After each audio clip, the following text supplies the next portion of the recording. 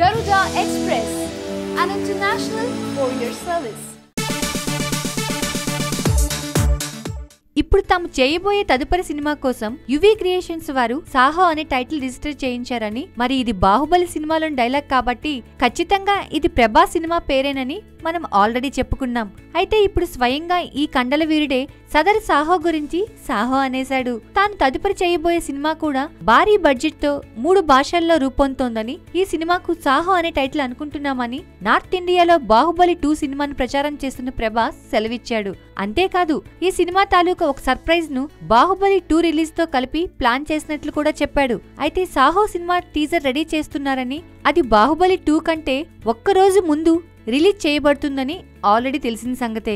ఇకపోతే ఎప్పుడా అనుకుంటుంటే ఎట్టకేలకు ప్రభాస్ అండ్ అనుష్క తెలుగులో కూడా ప్రమోషన్లు స్టార్ట్ చేశారు. కొన్ని టీవీ ఛానళ్లకు ఇంటర్వ్యూ ఇచ్చిన ప్రభాస్, అనుష్క ఇప్పుడు అగ్రెసివ్ గా సినిమా రిలీజ్ అయ్యే వరకు అదే పనిలో ఉంటారట.